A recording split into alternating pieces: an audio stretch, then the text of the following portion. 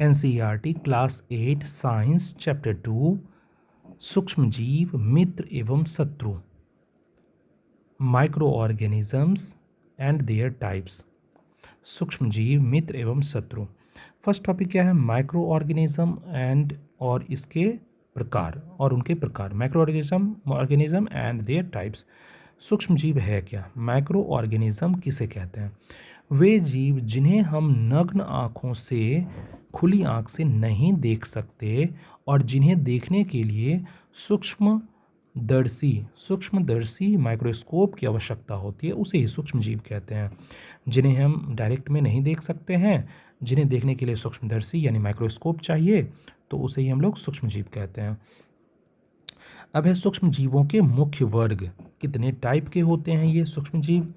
तो कुछ टाइप है, जैसे पहला टाइप है जीवाणु बैक्टीरिया, दूसरा टाइप है कवक फंगी, तीसरा टाइप है प्रोटोजोआ और चौथा टाइप है शैवाल और पांचवा टाइप विषाणु। तो जीवाणु क्या होता है? जीवाणु एक कोशिकीय होते हैं, विभिन्न आकृतियां इनकी होती है, जैसे छर्नुमा होंगे, सर्पिलाकार होंगे में पाए जाते हैं। यानी जीवाणु जो है एक कोशिकीय विभिन्न आकृति वाले होते हैं, छर्नुमा भी हो सकते हैं, सर्पिलाकार भी हो सकते हैं। कवक यानी फंगी, तो ये बहुकोशिकीय होते हैं। ये ध्यान रखना है कि जीवाणु एक कोशिकीय होते हैं, लेकिन कवक जो हैं वो बहुकोशिकीय होते हैं, जैसे फफूंदी या एक कोशिकीय जैसे यीस्ट। हाँ, ये एक कोशिकीय भी हो सकते हैं, कवक जो है एक कोशिकीय भी हो सकते हैं, जैसे एग्जाम्पल है यीस्ट। ये वही यीस्ट है जो हम लोग ब्रेड्स बनाने के लिए या केक बनाने के लिए, फ्लफ़ी बनाने के लिए यूज़ करते हैं। ना प्रोटोजोआ क्या है? तो एक कोशिकीय जीव होता है, जैसे अमीबा, पैरामीशियम और प्लाज्मोडियम। ये सारे प्रोटोजोआ के प्रकार हैं, प्रोटोजोआ के एग्जाम्पल्स हैं। शैवाल, अलगी, तो एक कोशिकीय ये होते हैं, जैसे क्लेमाइडोमोनास, या बहुकोशिकीय भी हो सकते हैं ये। अब है विषाणु, वायरस। अन्य सूक्ष्म जीवों से भिन्न होते हैं, ये केवल मेजबान कोशिका यानी होस्ट सेल के अंदर ही प्रजनन करते हैं। विषाणु यानी वायरस क्या था? अन्य सूक्ष्म जीवों से ये भिन्न होता है, ये केवल मेजबान कोशिका यानी होस्ट सेल, जैसे हम लोग किसी के यहाँ जाते हैं एज ए गेस्ट, तो उसी तरह ये हमारे यहाँ एज ए गेस्ट आता है। मेजबान कोशिका होस्ट सेल के अंदर ही प्रजनन करता है, किसी के अंदर आ जाता है गेस्ट बन के और अपना ये प्रोडक्शन स्टार्ट कर देता है। जैसे सामान्य जुकाम, ये किससे होगा? तो विषाणु से होगा। इन्फ्लुएंजा, ये किससे होगा? तो विषाणु से होगा। और कोविड-19 ये बहुत फेमस था। हम लोग वायरस से कितना डरे थे वायरस से, कितना दहशत हो गया था विषाणु वायरसेस से। तो कोविड-19 जीता जागता एग्जाम्पल है कि सूक्ष्म जीव क्या क्या कर सकते हैं, ये हम लोगों को ध्यान में होगा। बहुत ज़्यादा प्रॉब्लम क्रिएट हुआ था। नाउ चलते हैं नेक्स्ट टॉपिक पे, सूक्ष्म जीव मित्र। तो अब जो है इस चैप्टर में दो तरह से टॉपिक है। सूक्ष्म जीव एक मित्र के रूप में, फ्रेंड्स के रूप में, एंड एक सूक्ष्म जीव जो है वो एनिमी के रूप में, दुश्मन के रूप में। तो पहले हम पढ़ रहे हैं सूक्ष्म जीव मित्र के रूप में, microorganism as a friend. तो सूक्ष्म जीव जो है कई तरीक़ों से हमारे लिए लाभदायक होते हैं। जैसे मित्र है तो वो तो लाभदायक ही होगा। तो सूक्ष्म जीव हमारे लिए लाभदायक कैसे कैसे होते हैं वो देखते हैं। फर्स्ट में है दही और ब्रेड का निर्माण। तो दही जो है वो लैक्टोबैसिलस नामक जीवाणु दूध को दही में बदल देता है। यानी दही जो है लैक्टोबैसिलस से बनाया जाता है, वो जीवाणु करता क्या है? दूध को दही में बदल देता है। अब अगला क्या है? ब्रेड और केक में यीस्ट, ये बार बार आ रहा था, हम बोल भी रहे थे ब्रेड और केक बनाने के लिए यूज़ करते हैं। यीस्ट जो है तेज़ी से जनन करके श्वसन के दौरान कार्बन डाइऑक्साइड यानी CO2 उत्पन्न करते हैं गैस, जिससे आटा फूल जाता है, जिनका किण्वन हो जाता है, फर्मेंटेशन हो जाता है। और इसीलिए तो इसको यूज़ किया जाता है ताकि वो फ्लफ़ी बने, सॉफ्ट बने। तो ब्रेड और केक में हम लोग यीस्ट इसीलिए यूज़ करते हैं ताकि ये तेज़ी से जनन करके श्वसन के दौरान कार्बन डाइऑक्साइड गैस उत्पन्न कर दे। नाउ अब सेकेंड है पर्यावरण की शुद्धिकरण। एक तो फ़ायदा आपने देखा कि दही और ब्रेड का निर्माण करते हैं सूक्ष्मजीव। और अब है कि पर्यावरण की शुद्धिकरण। तो जीवाणु एज ए फ्रेंड जो हैं, जीवाणु और कवक पादप और जंतु अपशिष्टों का अपघटन करते हैं, जो हम लोग इससे पहले वाले चैप्टर में भी क्लास 7 में भी पढ़े थे कि डिकम्पोजिशन करते हैं और उन्हें सरल पदार्थों में बदल देते हैं, जिससे पर्यावरण शुद्ध हो जाता है। यानी पर्यावरण की शुद्धिकरण करने में जीवाणु और कवक का बहुत बड़ा रोल है, जिससे ये पर्यावरण को शुद्ध कर देते हैं। अब तीसरा पार्ट हम लोग पढ़ेंगे कि औषधीय उपयोग क्या है जीवाणुओं का। तो औषधीय उपयोग क्या है वो देखते हैं। तो प्रतिजैविक, जिसको एंटीबायोटिक कहते हैं, वहाँ भी उपयोग होता है। ऐसी औषधियाँ, ऐसी दवाइयाँ, मेडिसिन्स जो रोग उत्पन्न करने वाले जीवाणुओं को नष्ट कर देती है या उनकी वृद्धि को रोक देती है, जैसे पेनिसिलिन। तो पेनिसिलिन एक तरह का प्रतिजैविक या एंटीबायोटिक है। तो जीवाणु इसमें उपयोग होता है और वो रोग उत्पन्न करने वाले जीवाणुओं को नष्ट कर देते हैं।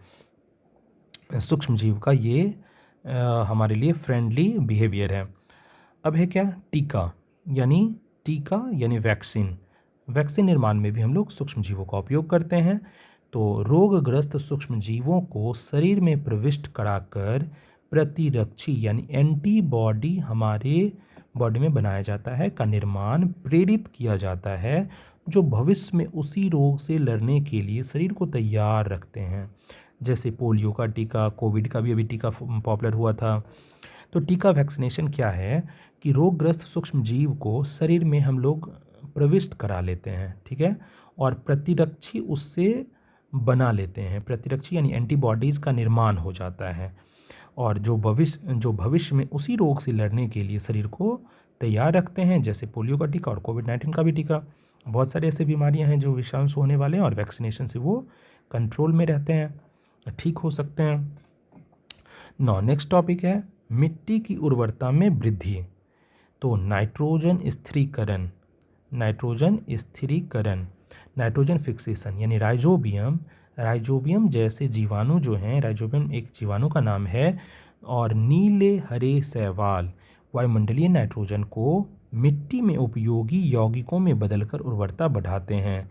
इसके बारे में हम लोग आगे भी पढ़ेंगे कि नाइट्रोजन स्थिरीकरण प्रोसेस क्या है। तो फसल चक्र में जैसा कि हम लोग देखे थे इससे पहले वाले चैप्टर में कि क्रॉप रोटेशन क्यों किया जाता, फसल चक्र किया ही क्यों जाता था कि हम लोग जब भी दाल के पौधों को बोते हैं, यानी दलहन की फसल उत्पादन करते हैं, लगाते हैं खेतों में, तो वो करता क्या है, उसमें जो गांठें होती है जड़ों में, वो राइजोबियम जैसे जीवाणु को उसमें रहते हैं और वो वायुमंडल से नाइट्रोजन को मिट्टी में उपयोगी यौगिकों में बदलकर उर्वरता को बढ़ा देते हैं।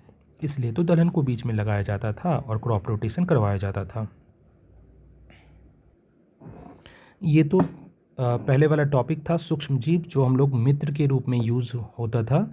अब है सूक्ष्मजीव शत्रु यानी माइक्रो ऑर्गेनिज्म एज ए फोज। तो सूक्ष्मजीव कई प्रकार के रोग उत्पन्न करते हैं, इसीलिए ये शत्रु के समान हमारे लिए व्यवहार करते हैं। तो शत्रु के समान भी व्यवहार करते हैं और इससे पहले हम लोग मित्र वाला व्यवहार भी देख चुके हैं। पहला है मनुष्य में रोग, जीवाणु जनित रोग, विषाणु जनित रोग और प्रोटोवा जनित रोग। तो रोग के लिए तीन तरह के हमारे सूक्ष्मजीव रोग फैलाते हैं। जीवाणु जनित रोग क्या है, तो जीवाणु जनित जो जीवाणु से होगा, जैसे टीबी, हैजा, टाइफाइड, ये सारे रोग जीवाणु से होते हैं, इसलिए इसे जीवाणु जनित रोग कहते हैं। अब है विषाणु जनित रोग, खसरा, पोलियो और हेपेटाइटिस ए, ये सारा विषाणु से होने वाले रोग हैं, इसीलिए इसे विषाणु जनित रोग कहते हैं। अब है प्रोटोवा जनित रोग। तो प्रोटोवा जनित रोग जो है, जैसे मलेरिया, प्लाज्मोडियम के कारण, जिसका वाहक मादा एनोफिलीज मच्छर है, और पेचिस, यानी प्रोटोवा जनित रोग जो प्रोटोजोआ से होगा, जैसे मलेरिया, जैसे पेचिस। और मलेरिया में होता क्या है, तो प्लाज्मोडियम के कारण ये होता है, जिसका वाहक जो है, मतलब ये फैलाने वाले जो हैं, मादा एनोफिलीज मच्छर है। इस मच्छर का नाम मादा एनोफिलीज मच्छर है। अब है सेकेंड टॉपिक जंतुओं में रोग।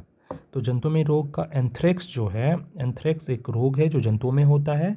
मनुष्य और मवेशियों में होने वाला एक खतरनाक जीवाणु जनित रोग है। ये किससे होगा? तो जीवाणु से होगा। अब है पौधों में रोग, तो नींबू में देखिए कैंकर नाम का रोग होता है जो जीवाणु से होता है। गेहूं में रस्ट नाम का रोग होता है जो कवक से होता है। अब है खाद्य विषाक्तन, फूड पॉइजनिंग। कुछ सूक्ष्म जीव जो होते हैं वो भोजन में विषैले पदार्थ उत्पन्न कर देते हैं। यह विषाक्तन भोजन खाने से यह विषाक्त भोजन खाने से जो है गंभीर बीमारी हो सकती है।